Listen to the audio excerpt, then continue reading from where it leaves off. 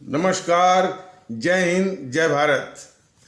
भारतीय अवाम ताकत दल अपने भारतीय भाई बहनों अर्थात अपने देश भारत की जनता अर्थात अपनी भारतीय अवाम से भारतीयता आधारित आपसी श्रद्धा, भारतीयता आधारित आपसी स्नेह, भारतीयता आधारित आपसी प्रेम, भारतीयता आधारित आपसी अखलाक मोहब्बत, भारतीयता आधारित आपसी सहयोग, भारतीयता आधारित आपसी सम्मान, भारतीयता आधारित आपसी एकता, भारतीयता आधारित आपसी भाईचारा तथा भारतीयता आधारित आपसी सद्भाव को समझने व उसे आत्मसात करके वैसा ही आचरण एवं व्यवहार करने हेतु और इसके पूरे देश में प्रचार प्रसार करने हेतु और इसकी अहमियत और महत्व को प्रत्येक देशवासी को समझाकर उसे अपनाते हुए वैसा ही आचरण एवं व्यवहार करने हेतु और प्रत्येक देशवासी को अपना ही भारतीय भाई बहन मानकर, समझकर, अपनाकर उनके साथ वैसा ही और उसी अनुसार आचरण एवं व्यवहार करने हेतु सतत, सदैव और हमेशा अदब के साथ, आदर के साथ अर्ज करता है, विनती करता है। ये परसों एक इस टेलीविज़न पर वो चर्चा चल रही थी कि जो रोहिंग्या जो जम्मू कश्मीर में थे उनकी जांच पड़ताल हो रही है, उनके कागजों की कहाँ से आए, कैसे आए। तो कई उसमें वार्ताकार थे उसमें, लेकिन पूरा पैनल और जी न्यूज़ इस बात को छिपा रहा था कि उन रोहिंग्याओं को बसाया किसने। तो उनको बसाने वाले यही जेएनपीसी के गुलाम नबी आज़ाद और उनके चंगू मंगू थे। यह देश को जानना चाहिए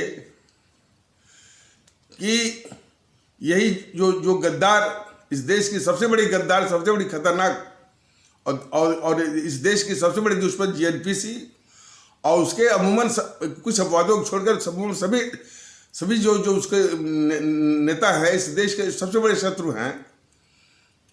तो वो जो है जम्मू कश्मीर में उसके गुलाम नबी आज़ाद और या जो अब्दुल्ला जो परिवार है, वैसे ये कृति जो है वो गुलाम नबी आज़ाद की ही है कि हमारे भारत के भारतीय भाई बहनों, चाहे वो हिंदू सनातन आस्था के हों, चाहे वो इस्लाम आस्था के हों, उनको वहाँ पर बसने की पाबंदी, क्योंकि धारा 370 और धारा 335A के चलते तो उनको नहीं बसाएंगे। बाहर से आए हुए उन्होंने बसाया। और जो रोहिंग्या के विषय में यदि वो आतंकवादी गतियों में संलिप्त है, यानी कुछ यदि माने उनका संबंध यदि पाया जाता है तो इसमें भी कोई आश्चर्य नहीं।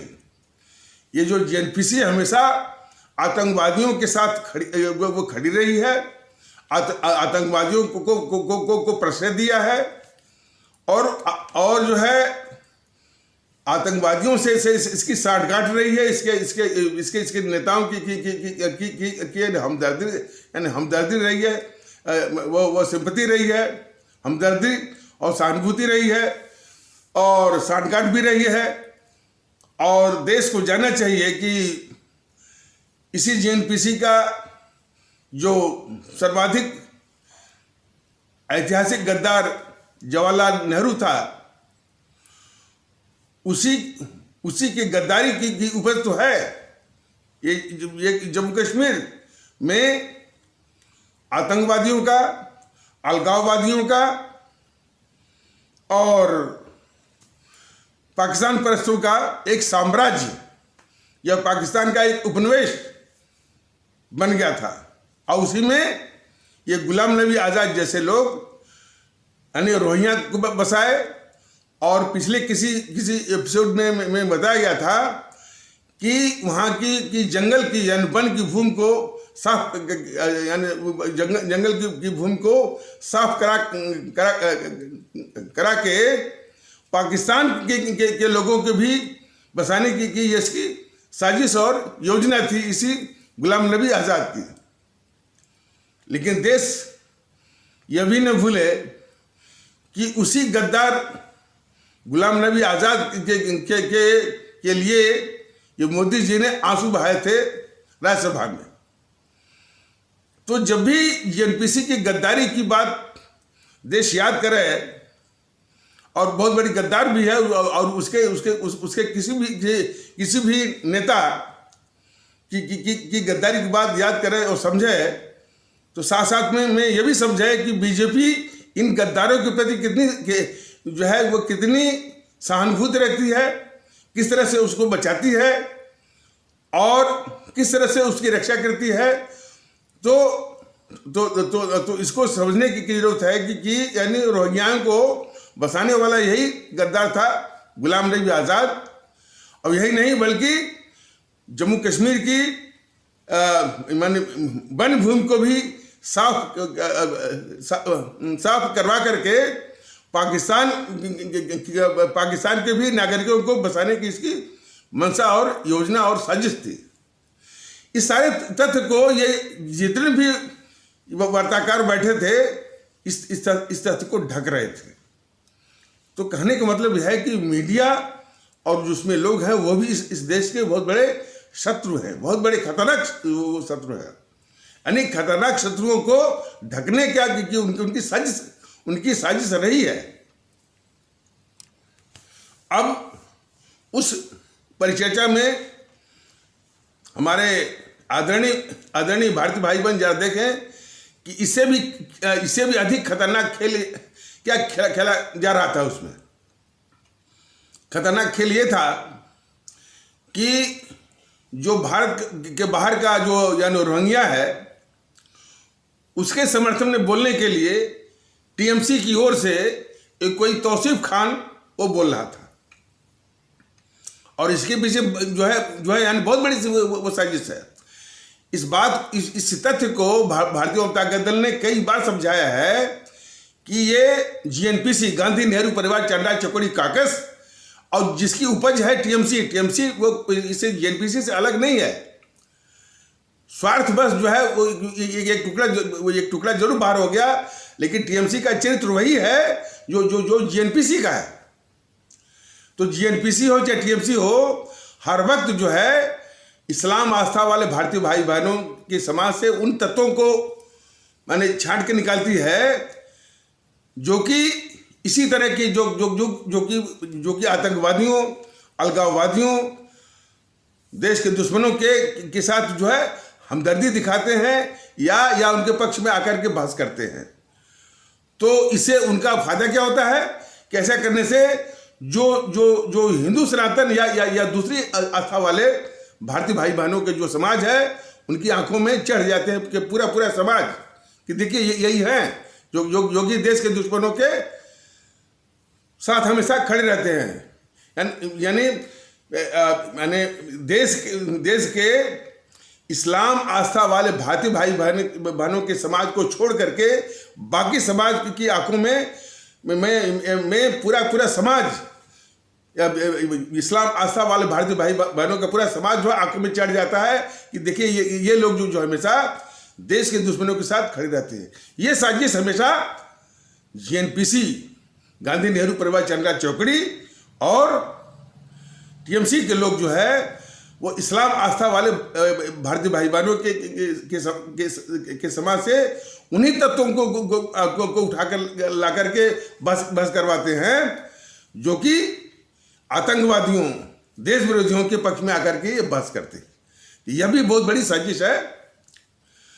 मैंने गांधी नेहरू परिवार चंद्रा चौकड़ी काकस या टीएमसी टीएमसी की जो डीएनए है, फितरत है, जो उसका चरित्र है, वो इनसे भिन्न नहीं है। बस यही है कि टीएमसी को मानिए कि वो जेएनपीसी का वो हिस्सा है जो कि वो वामपंथियों का जो चरित्र है, हिंसा, गुंडई, इसको जोड़ दीजिए तो मैंने जेएनपीसी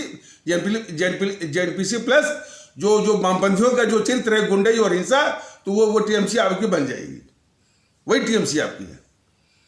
तो टीएमसी का चरित्र वही है मूलतः, जेएनपीसी वाला। तो एक साजिश वही है कि हर वक्त जो है तो वो तौसीफ खान जो है वो यानी तौसीफ खान जो है वो रोहिंग्याओं के पक्ष में वो तर्क दे रहा था।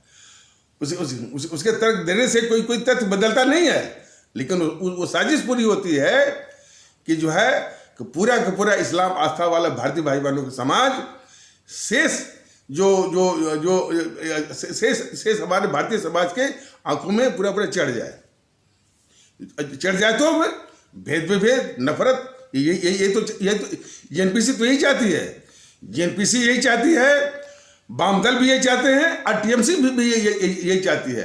तो टीएमसी भी इस देश की बहुत बड़ी दुश्मन है। अब इस आग में बीजेपी वाले कैसे किस तरह से वो घी डालते हैं, तो उसका था प्रवक्ता कौन, समित पात्रा। बस हिंदू शुरू हो गया। तो उसको जहां वो देखता है, कभी भी ये नहीं बोलता है कि यह जो है वो ये देश के लिए खतरा है, यानी रोहिंग्या, बस वो हिंदुओं के लिए खतरा है, फलाने ढिकाने।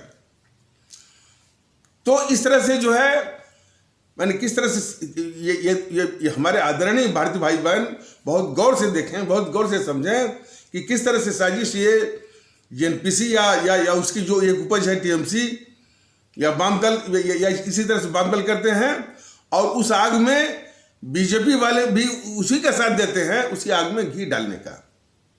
तो बीजेपी वाले भी कम अभिशाप नहीं है इस देश के।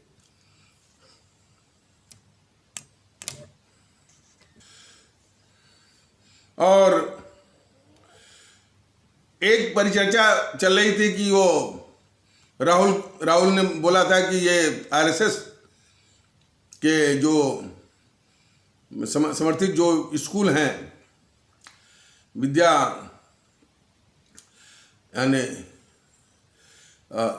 सरस्वती मंदिर या विद्या सरस्वती शिशु मंदिर, इसी टाइप का जो नाम वाले मंदिर है, इसमें जो है कट्टरवाद, हिंदू कट्टरवाद की नर्सरी है वो, ऐसा वो राहुल बोल रहा था। और कोई तर्क दे रहा था, वो अंग्रेजी में बोल रहा था, उसका मतलब यही रहा। तो ये जी न्यूज़ वाले क्या करें कि उनको ज्ञान नहीं है और उनको संस्कृति का ज्ञान होते होते उनको वक्त लगेगा। अरे भाई, ये सब क्या कर रहे हैं जी न्यूज़ वाले? जो इस देश का गद्दार है उसको तुम कह रहे हो कि ज्ञान नहीं है।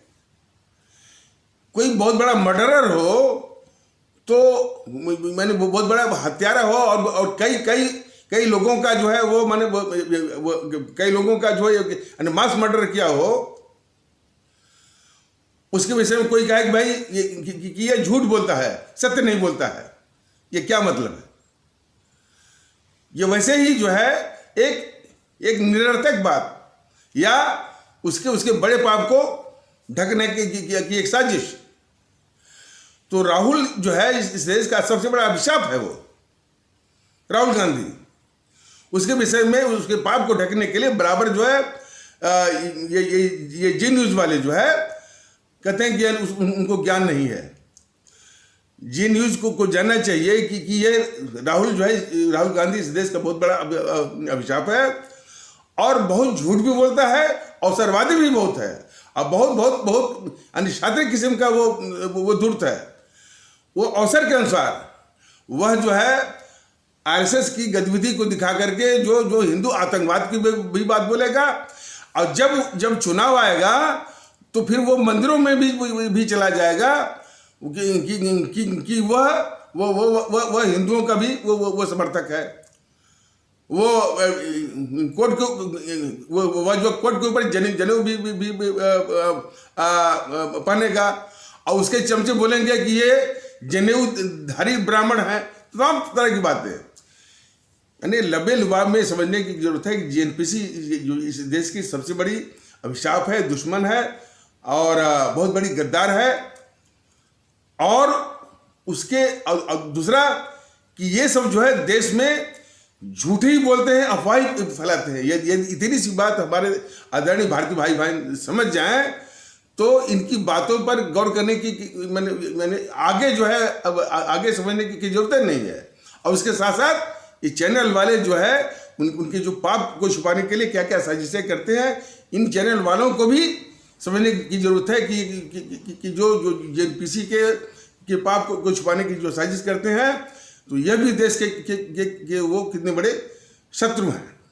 तो इसलिए उसका कहना कि भाई कि वो सरस्वती शिशु मंदिर में मैंने जो है वो कट्टरवाद का या रेडिकलाइजेशन का मैंने वहाँ पौधे लगाए जाते हैं या उसकी नर्सरी बनती है, इसका कोई अर्थ नहीं है। ये हर वक्त, अरे भाई यही जेएनपीसी बोलती है कि यही जेएनपीसी का कपिल सिब्बल जो है सुप्रीम कोर्ट में जाकर के वो हलफनामा देता है कि राम का कोई अस्तित्व है ही नहीं। जिस राम को भुनाने के लिए कहते हैं कि इसमें जब देखिए कि जब राम मंदिर बनने को हो रहा है तो तमाम उसकी वो क्रेडिट लूट रहा है कि हमने ताला खुलवाया, हमने जो है वो मस्जिद में बाबरी मस्जिद में मूर्तियां रखवाई, तमाम बातें कर रहे हैं। हमने ताला खुलवाया, हमने शिलान्यास पूजन करवाया, हमने जो है वो बाबरी मस्जिद को ढाने का एक मौका दिया, टाइम दिया, सब कुछ। और वही जब एक मौका आता है तो उसी का कपिल सिब्बल जाकर के सुप्रीम कोर्ट में बोलता है कि राम का अस्तित्व है ही नहीं। तो भारतीय जनता दल बस यही कहना चाहता है कि यदि देश ये समझ जाए कि यह जेएनपीसी इस देश की सबसे बड़ी दुश्मन है, अभिशाप है और ऐतिहासिक गद्दार है, और इसका जो सबसे बड़ा हथियार है झूठ बोलने का और अफवाह फैलाने का, हर वक्त झूठ बोलते हैं, तो ये इतना समझ जाए तो इसकी मतलब कि इसकी किसी भी बात पर न तो विश्वास करना है, न तो जो है वो उसको मानना है, तो काफी चीजें जो है आसान हो जाएंगी। तो भारतीय अवाम ताकत दल कह रहा है कि समझा रहा है कि जेएनपीसी जो है कि किसी भी बात पर न तो उसको संदर्भित करने की जरूरत है, न तो उसके बहुत पीछे पड़ने की जरूरत है। बस मुख्तसर में, थोड़े में, संक्षेप में समझना कि ये सब झूठी बोलते हैं और किसी भी बात पर न तो भरोसा करना है और न तो मानना है कि ये सब झूठी बोलते हैं। लेकिन उन्हीं की बात को लेकर ये गद्दार चैनल देश के दिखाते रहे कि राहुल ने ये कहा तो राहुल ने वो कहा, और उसी में बीजेपी शामिल है। तो बीजेपी बड़े शातिराना ढंग से इस खतरनाक जेएनपीसी को हर तरह से जब भी उसको मौका मिलता है इसकी रक्षा करती रहती है, इसको बचाती रहती है। ये इसकी साजिश है और ये इसकी गद्दारी है देश के खिलाफ, बीजेपी की भारत के खिलाफ। तो उसमें वो कर रहा था। कल भी जो डिस्कशन हो रहा था क्या कि जो कोर्ट ने जो बाटला हाउस जो मुठभेड़ हुई थी उसने उन आतंकवादियों को दोषी पाया। अरे भाई बस इसी पर बात कर रहे थे कि वो सोनिया जो है वो आतंकवादियों को फोटो देकर रोई थी, रोई थी तो ये माफ़ी मांगे। मतलब कि हर वक्त जो है इनकी साजिश रहती है कि जेएनपीसी के बड़े पाप को ढकना जनता के आगे। किसकी साजिश रहती है? बीजेपी की। इसलिए बीजेपी भी इस देश के लिए बहुत बड़ी अभिशाप है। उसका अभिशाप का सबसे बड़ा पाप है कि सबसे बड़े खतरनाक जेएनपीसी के पापों को ढकना। और वो क्यों ढकती है, इसकी भी एक बहुत बड़ी साजिश है। इसको ये अलग से यूट्यूब के माध्यम से तो मुमकिन नहीं होगा। जब भारतीय जनता दल जो बिल्कुल वो जनता के बीच में आएगा, बताएगा कि किन कारणों से ये बीजेपी इतनी खतरनाक, इतनी देश की दुश्मन और कहाँ से लगाए। वो जो है मैंने इस देश का सर्वाधिक ऐतिहासिक गद्दार जवाहरलाल नेहरू की गद्दारी से लेकर के गद्दार इंदिरा गांधी, गद्दार जो है वो राजीव गांधी, और ये तीनों गद्दार जो है सोनिया गांधी, गद्दार सोनिया गांधी, गद्दार जो है राहुल गांधी, गद्दार प्रियंका गांधी के सारे गद्दारी के पापों को, देश विरोधी पापों को ये बीजेपी हर वक्त और जब भी इसको मौका मिलता है, और मोदी भी उसके वो सरगना है, वो ढकते रहते हैं। यही तो पाप है इनका देश के खिलाफ। और ढकने में एक साजिश और करते हैं। इनके जितने भी सिपह सालार हैं बीजेपी के, वो जो है बस इस्लाम आस्था वाले भारतीय भाई बहनों की ओर बंदूक ताने रहते हैं हर चीज को, ताकि देश जो है, या देश की जो मानसिकता है, या साइकोलॉजिकली जो है पूरा जो है वो इस्लाम आस्था भारतीय भाई बहनों की ओर ही जो है उलझा रहा है, ताकि जो है जो सबसे बड़े गद्दार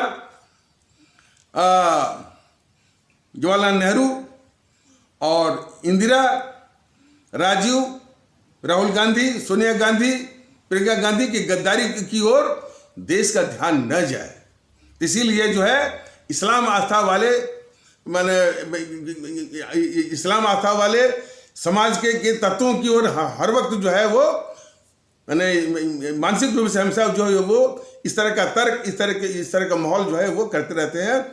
बीजेपी की जितनी भी सिपह सालार हैं, आप जो है यानी यूट्यूब पर देख लीजिए, कहीं भी देख लीजिए, तो यह भी जो है बहुत बड़ी साजिश है इन देश के गद्दारों को बचाने की, देश के गद्दारों की रक्षा करने की जेएनपीसी की, नहीं बीजेपी की जो है बहुत बड़ी साजिश है जेएनपीसी के पापों को ढकने की। तो ये बहुत बड़ी गद्दारी है इसकी, मैंने बीजेपी की, देखिए ना। और वो बात खुल के आ भी जाती है। मोदी ने ऐसे नहीं कहा वो मैंने लोकसभा में कि जब तक मोदी है तब तक मजे लीजिए। उनके मन में बैठा था कि भाई कि भाई जेएनपीसी के लोग भले इस देश को अस्थिरता के, हिंसा के, तोड़फोड़ के आग में झोंक दो, वाम दल वाले तो भले झोंक दो, लेकिन जब तक मैं हूं, जब तक मोदी है, तब तक मजे लीजिए। आप और हिंसा फैलाइए और जो है तोड़फोड़ करिए, और जो है इस मुल्क को जो है वो आगजनी और अस्थिरता के आग में झोंकिए, और जो है मोदी के द्वारा जो व्यवस्था दी गई है उसमें आप मजे लीजिए। आगे आने वाले वीडियोस में ये बताने की कोशिश होगी किस प्रकार ये बीजेपी जो है इसकी मुख्य मंशा है इस गद्दार जेएनपीसी को बचाने की, लेकिन नाम भुनाती है किसका? सुभाष चंद्र बोस का नाम भुनाती है, बंकिम चंद्र चटर्जी का नाम भुनाती है, भगत सिंह का। सिर्फ नाम भुनाना है, लेकिन रक्षा करना है इसका। तो कितनी बड़ी गद्दार है ये बीजेपी इस देश की, और वो राष्ट्रवाद का मुखौटा पहन करके। और ये तो बोला ही गया है कि भारतीय सांस्कृतिक राष्ट्रवाद का मुखौटा पहनती है, और भारतीय सांस्कृतिक राष्ट्रवाद की बुनियाद को किस तरह से जो है वो माने उसको तहस नहस कर रही है नारी सम्मान के साथ जो है वो खिलवाड़ करके। तो ये बहुत ही गद्दार माने ये संगठन है।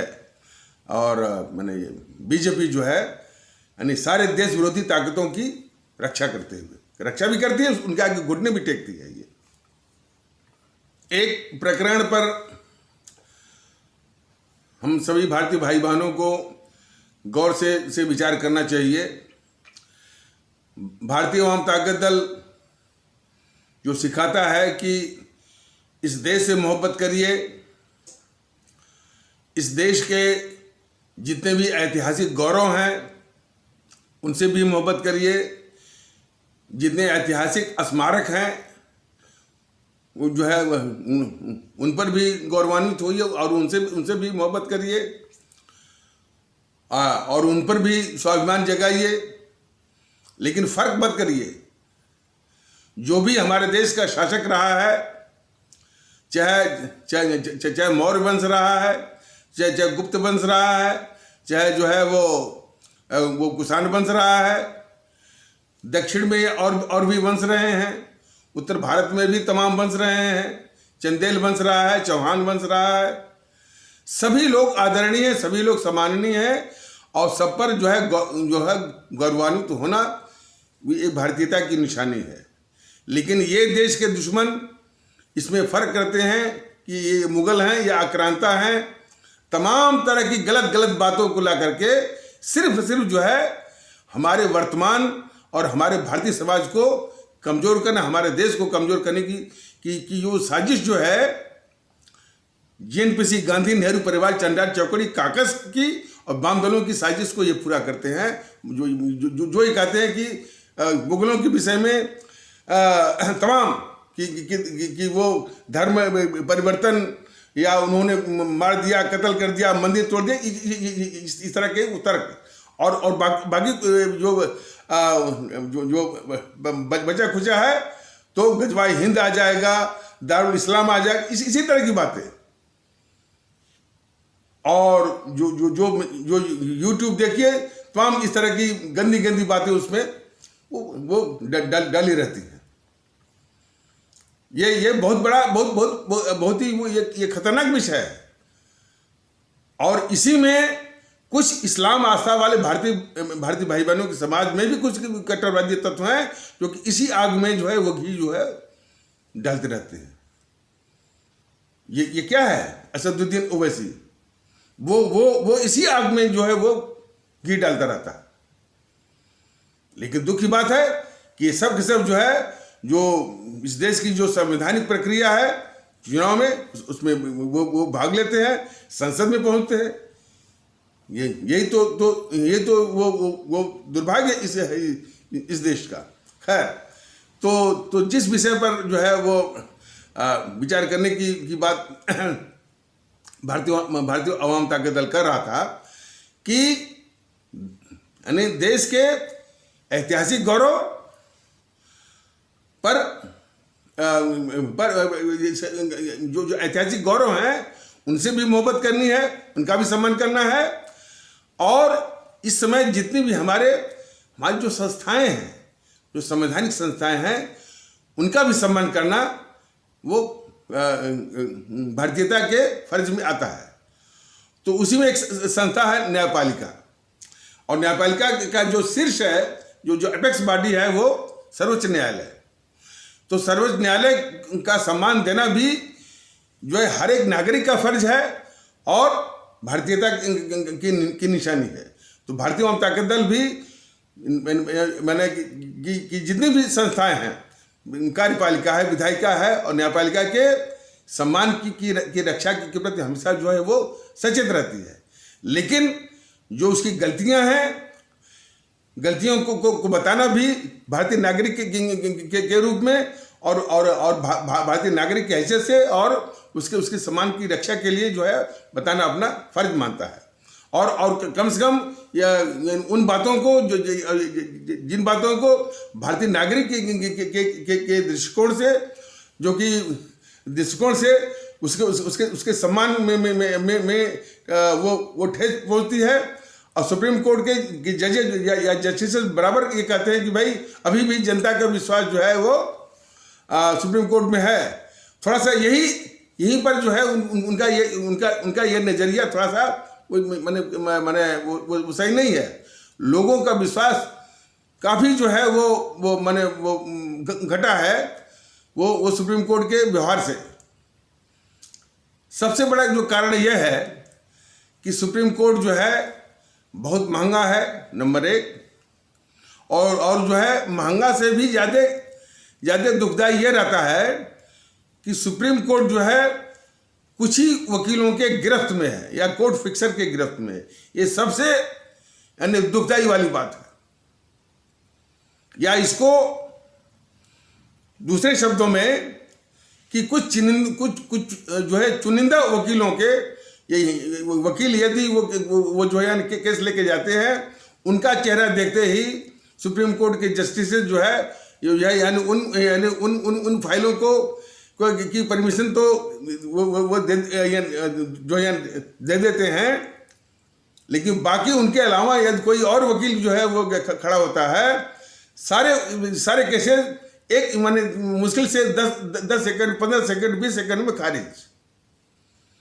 इस तरह का जो रवैया है जो यानी सर्वोच्च न्यायालय की प्रतिष्ठा सम्मान में बहुत बड़ा बट्टा लगाता है, नुकसान करता है यदि ऐसा है तो। और इसी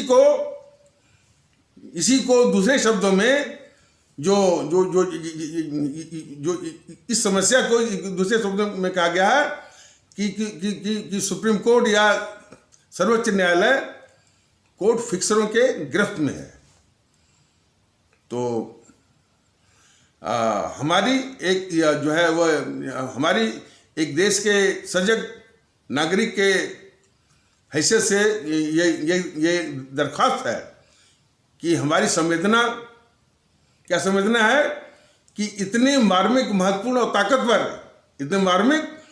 ताकतवर संस्था की प्रतिष्ठा, उसके सम्मान की रक्षा हेतु ये जरूरी है कि इस घोर समस्या को बहुत ही संजीदगीपन के साथ जो है वो सर्वोच्च न्यायालय देखे कि इस तरह का इंप्रेशन, इस तरह की इमेज न जाए कि वह चुनिंदा वकीलों के ही वो गिरफ्त में है।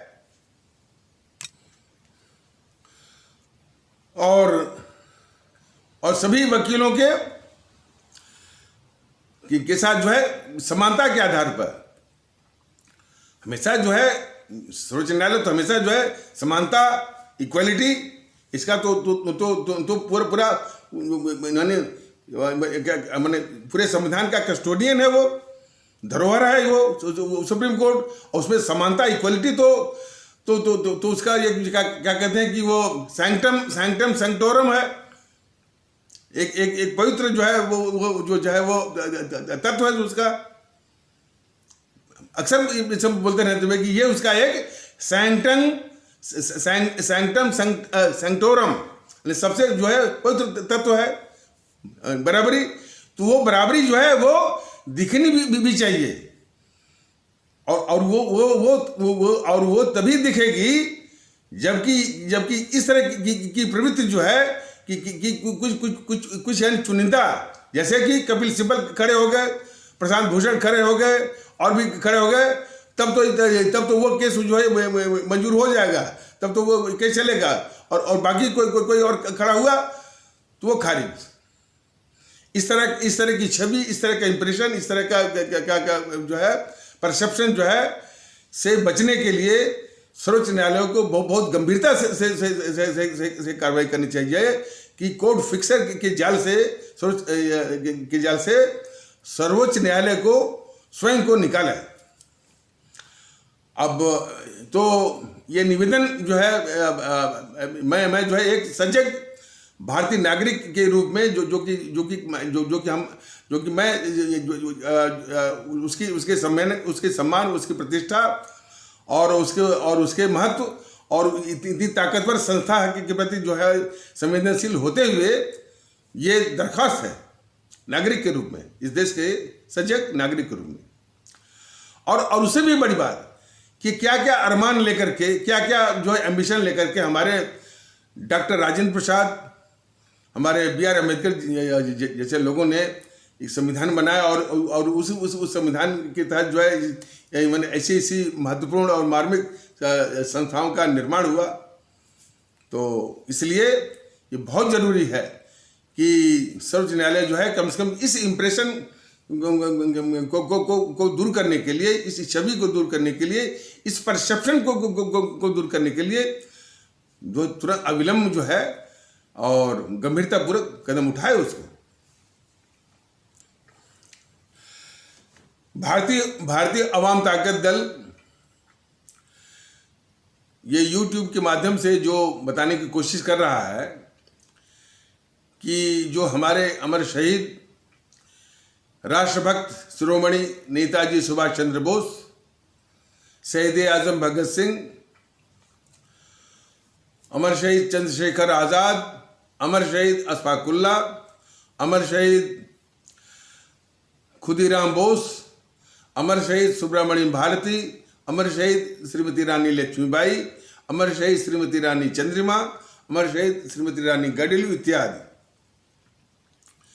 जिनकी कुर्बानी और शहादत के बदौलत ही हम सभी आपको और इस मुल्क को आज़ादी मिली है। उन्हीं की कुर्बानी शहादत की प्रेरणा के आधार पर यह भारतीय अवाम ताकत दल पूरे देश में भारतीयता के माहौल को लाना चाहता है। लबेलिबाब यही है और वो माहौल का सारांश यही है कि हम सभी लोग भारतीय हैं, किसी को भारतीय बनाने की जरूरत नहीं है, भारतीय हैं, लेकिन उसका एहसास नहीं हो रहा है, उसके अनुसार जो है आचरण नहीं हो रहा है, उसके अनुसार जो है व्यवहार नहीं हो रहा है। ये तो उसी को हालांकि ये करना बड़ा मुश्किल है, इसलिए कि लोग एक जो लोकल और संकीर्ण पहचान में धंसे हुए हैं। जैसे हम ठाकुर हैं, हम मुस्लिम हैं, गर्व से कहो हम हिंदू हैं, हम बंगाली हैं, हम तो तमिल हैं, तो अभी उसी में धंसे हुए हैं। तो उस दलदल से निकाल करके ये वो एहसास कर कि नहीं भाई, आपको सिर्फ जो है भारतीय समझना है और बाकी लोगों के साथ भी जो है भारतीयता का ही व्यवहार करना है। और इसी का आधार पर जो देशभक्ति, राष्ट्रभक्ति, तो ये काम बड़ा संजीदगी का है और हमारे उन अमर शहीदों की कुर्बानी और शहादत के जज्बे की आवश्यकता है। तो सुनने में आया कि ये गद्दार केजरीवाल, भारतीय अवाम ताकत दल इसको यानी गद्दार क्यों, मैंने इसको इस केजरीवाल को गद्दार क्यों कहता है? पिछले कई वो एपिसोडों में उसको स्पष्ट किया गया है कि जब JNU जैसे मूर्धन्य शिक्षण संस्थान के प्रांगण से सरेआम वो गद्दार देश का घोर गद्दार कन्हैया कुमार नारे लगवाता है कि भारत तेरे टुकड़े होंगे, इंशाअल्लाह, अब भारत की बर्बादी तक जंग जारी रहेगी, उसका समर्थन किया था।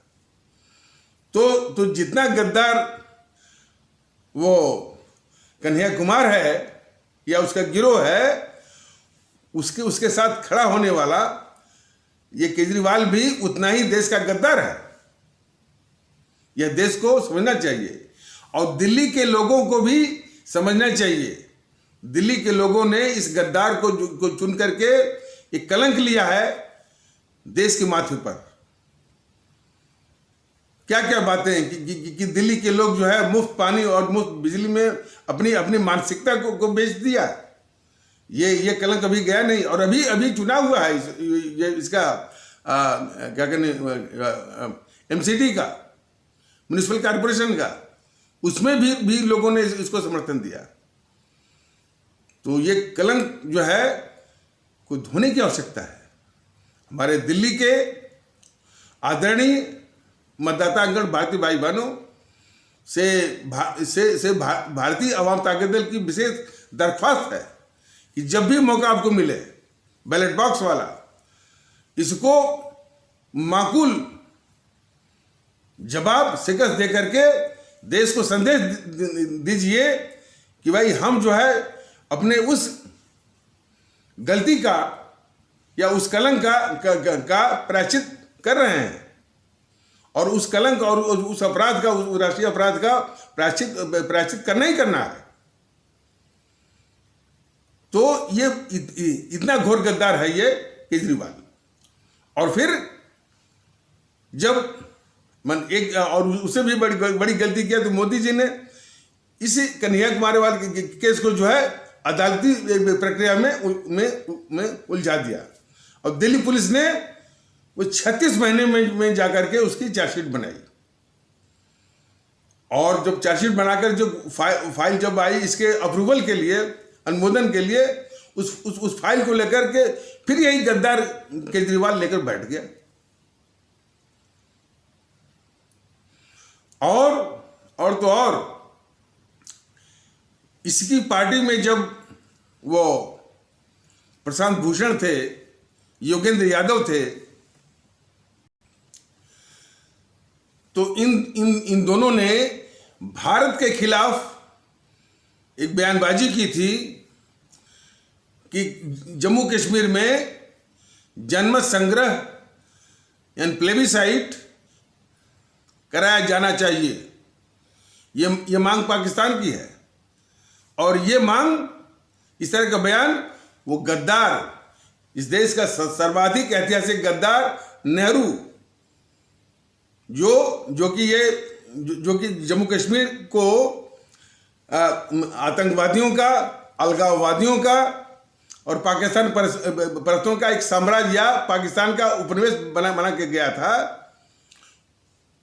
उसी ने जो है पाकिस्तान के पक्ष में माहौल बनाने के लिए एक वक्तव्य दे के गया था कि कश्मीर के भाग्य का फैसला कश्मीर के लोग जनमत संग्रह के द्वारा करेंगे। इसलिए पाकिस्तान बार बार भारत के खिलाफ हमेशा यही बात कहता है कि आप अपने प्रधानमंत्री जवाहरलाल नेहरू के वक्तव्यों को याद करिए, उनके वक्तव्यों को याद करिए। बार बार हमारा दुश्मन पाकिस्तान जो है भारत के खिलाफ जो है इसी बात की वो रट लगाता है। लेकिन भारत जो है किसी तरह से वो अंतर्राष्ट्रीय मंच हुआ, फलाने हुआ, तो बोला भाई कि वो भारत ये तर्क देता है कि भाई कि जनमत संग्रह की जरूरत क्या है, जब हम बार बार यहाँ पर चुनाव कराते ही हैं, पंचायत का चुनाव कराते हैं, विधानसभा का चुनाव कराते हैं, लोकसभा का चुनाव कराते हैं, तो अलग से जो है जनमत संग्रह की क्या जरूरत है। इस तरह की बात जो है भारत जो है अंतर्राष्ट्रीय मंच पर प्रस्तुत करता रहता है। तो ऐसे में देश के साथ गद्दारी करते हुए इसके दो नेता प्रशांत भूषण और योगेंद्र यादव ने कहा, यानी पाकिस्तान की बात को उठाते हुए कि जम्मू कश्मीर में जनमत संग्रह कराया जाना चाहिए। और ये जो है, और वो उनकी गद्दारी नेहरू की भी गद्दारी से आगे निकल गई। वो हालांकि उसमें तो नेहरू की मंशा थी। क्या मंशा थी कि भाई जम्मू कश्मीर में जो अवाम जो है, जो जनता है, वो इस्लाम आस्था वाले भारतीय भाई बहनों के समाज, वो मैंने उनकी बहुलता है, यानी बहुसंख्यक है, मेजॉरिटी में है, तो उनको बड़े आराम से बहला के फुसला के भ्रमजाल में उनको फंसा करके पाकिस्तान के पक्ष में जनमत संग्रह जो है कराया जा सकता है। इसी मंशा से वो बोला था, वो गद्दार, वो घोर गद्दार जवाहरलाल नेहरू इसी मंशा से बोला था वो। तो लेकिन उसने ये नहीं कहा था कि यदि जन्म संग्रह पाकिस्तान के पक्ष में आता है तो जम्मू कश्मीर को पाकिस्तान को दे देना चाहिए, ऐसी बात बोला नहीं था। लेकिन मंशा तो उसकी यही थी।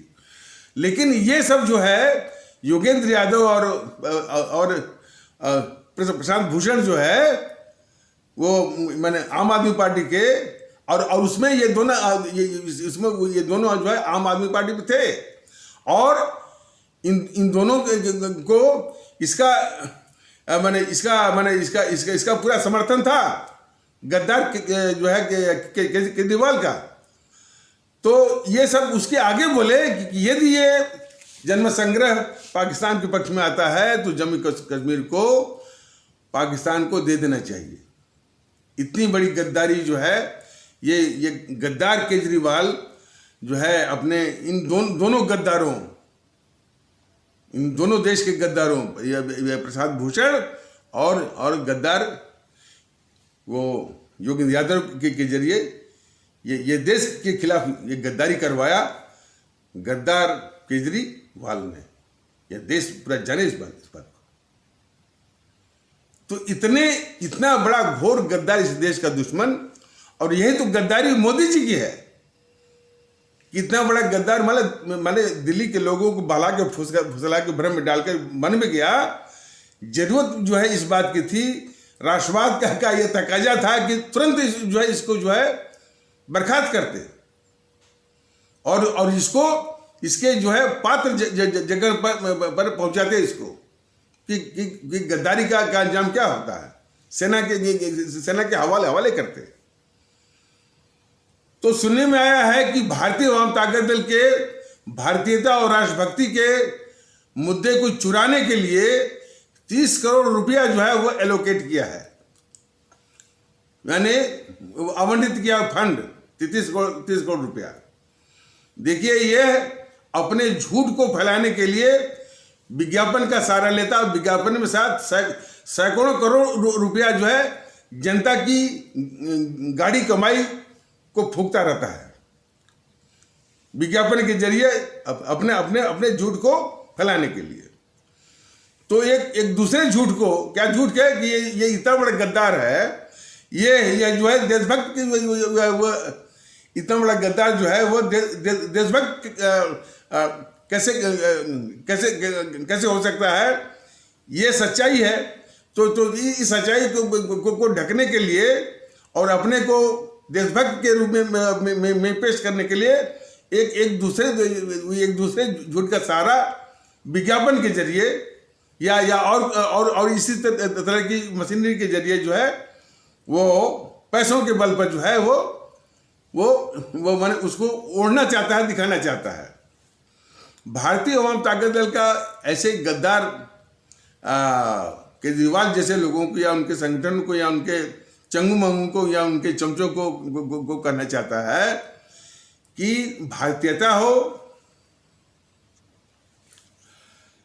राष्ट्रभक्ति हो, देशभक्ति हो, यह पैसों से नहीं खरीदी जा सकती। ये जज्बे का सवाल है, आचरण का सवाल है, व्यवहार का सवाल है। तो आचरण, व्यवहार, सोच तो केजरीवाल महोदय, आप तो इस देश के घोर गद्दार हो, और देशभक्ति को, भारतीयता को, अवाम परस्ती को, राष्ट्रभक्ति को तुम पैसों से खरीदने की यानी वो साजिश कर रहे हो। पैसे के बल पर झूठ तो फैला सकते हो, लेकिन भारतीय आवाम ताकत दल आपके इस झूठ को कि आप मैंने जो है विज्ञापन के जरिए आप जो है वो देशभक्त आप बन जाएंगे, गद्दार जो है वो जो है देशभक्त बन जाएगा। देशभक्त तो ये भी बन रहा था, गद्दार राहुल गांधी भी बन रहा था। गद्दार जो है घोर गद्दार जवाहरलाल नेहरू को भी सब दिखा रहे थे देशभक्त जो है, लेकिन कम से कम भारतीय आवाम ताकत दल देश के लोगों को बता रहा है कि नहीं भाई, ये गद्दार जेएनपीसी जो है वो जो है इस गद्दार जवाहरलाल नेहरू के पापों को छुपा करके वो गलत ढंग से जो है उसको पेश कर रही थी, जबकि वो देश का सबसे बड़ा दुश्मन और गद्दार है। तो देश की जनता जाग रही है, लोग समझ रहे हैं। तो उसी प्रकार ये जो घोर गद्दार है ये केजरीवाल जो है, अपनी गद्दारी को छुपा करके यदि पैसों के बल पर, विज्ञापन के बल पर या विज्ञापन जैसी और मशीनरी के बल पर वो राष्ट्रभक्त बनना चाहता है या देशभक्ति को भुनाना चाहता है, तो वो कदाप भूल जाए इस बात को। भारतीय आवाम ताकत दल उसके उसके इस हर साजिश को जो है वो तार तार कर देगा और जो उसको चीर करके रख देगा।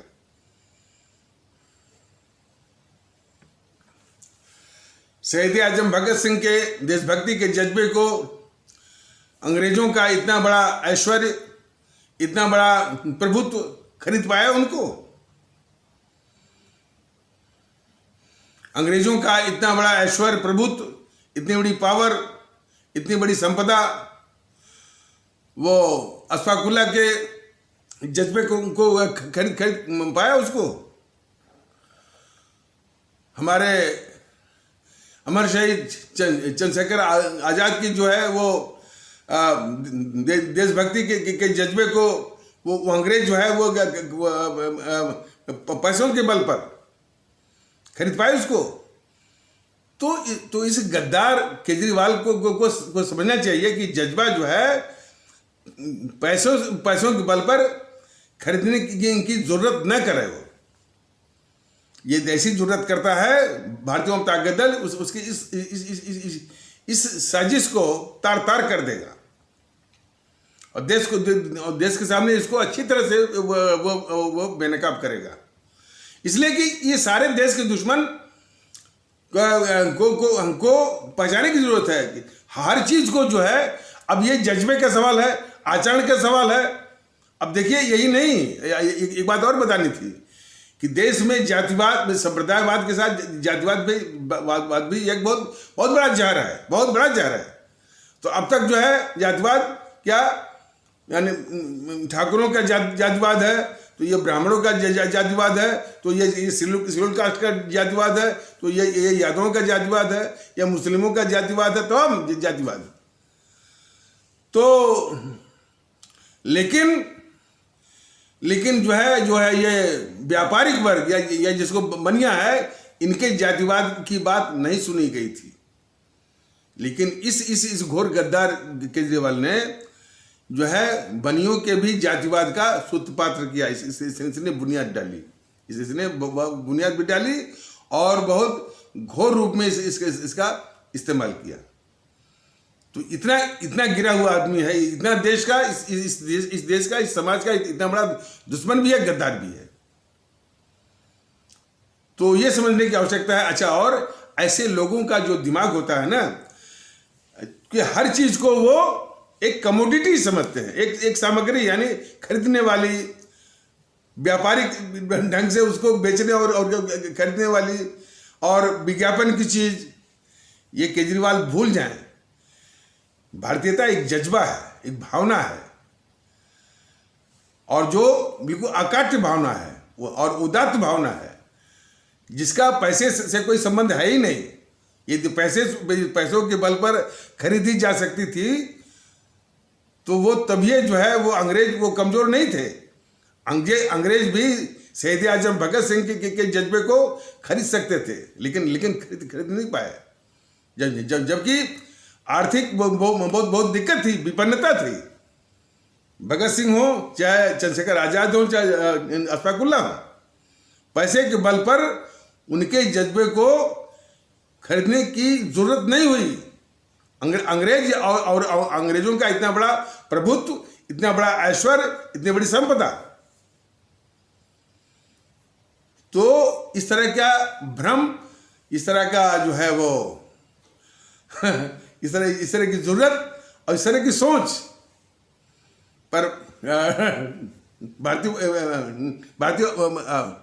आवाम ताकत दल को तरस आता है कि पैसों के बल पर जो है वो राष्ट्रभक्ति, देशभक्ति और भारतीयता को खरीदने निकला है। यह देश का घोर गद्दार जो है केजरीवाल। इस तथ्य को हमारे दिल्ली के आदरणीय भारतीय भाई बहन बहुत गौर से देखें। और जब भी मौका मिले, तो मौका से मतलब नहीं कि आपको कोई उपद्रव करना है, कोई हिंसा फैलानी है, कोई आंदोलन करना है। बैलेट बॉक्स का जब भी मौका मिले, इसलिए कि इनको सिर्फ बैलेट बॉक्स का की ही चोट असर करती है, उसमें इसको नष्ट में नाबूद करिए। और उस कलंक को धोइए, जो कलंक जो है 2000 मैंने ये 20 या 19 के चुनाव में इस गद्दार घोर गद्दार केजरीवाल को गद्दी पर आपने बिठा दिया है। तो दिल्ली के आदरणीय मतदातागण या भारतीय भाई बहन से विशेष वो दरख्वास्त है कि जो एक राष्ट्रीय कलंक, राष्ट्रीय धब्बा और नेशनल स्लर जो इस घोर गद्दार को मैंने दिल्ली के मुख्यमंत्री के कुर्सी पर बिठाकर किया है, उसको धोने की परम आवश्यकता है। और ऐसे और इस तरह से माकूल जवाब दीजिए कि ऐसे गद्दारों की इस तरह की जरूरत कि वो पैसे के बल पर जो है राष्ट्रभक्ति के जज्बे को, भारतीयता के जज्बे को खरीदने की जरूरत करते हैं। उनको हिम्मत छूट जाए, उनकी जरूरत छूट जाए। इसलिए तो भारतीय जनता दल कहता है कि इन सारी ताकतों को परास्त करना है, और उसका एक ही जवाब है नोटा नोटा नोटा। हमारे जो है जो असम, पश्चिम बंगाल, केरल, तमिलनाडु, पुदुचेरी की विधानसभाओं का जो चुनाव है, इन सारी शक्तियों के विषय में जो राजनीतिक दल हैं इनके विषय में बराबर भारतीय जनता दल बता रहा और आगे भी बताता रहेगा। तो इनका निदान करना है। ये उन सफेद अंग्रेजों से बहुत ही खतरनाक ये काले अंग्रेज हैं। काले अंग्रेज से मुक्ति पाना देश की दूसरी आज़ादी है, मानसिक गुलामी से। इसलिए विकल्प, रास्ता, समाधान सिर्फ नोटा है। नोटा नोटा नोटा,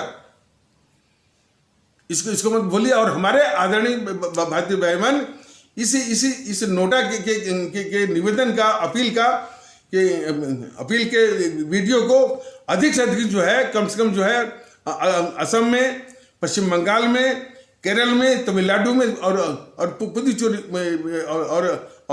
पुदुचेरी में अधिक से अधिक लोगों में ये पहुंचाएं, ताकि ये नोटा का अभियान जो है सफल हो।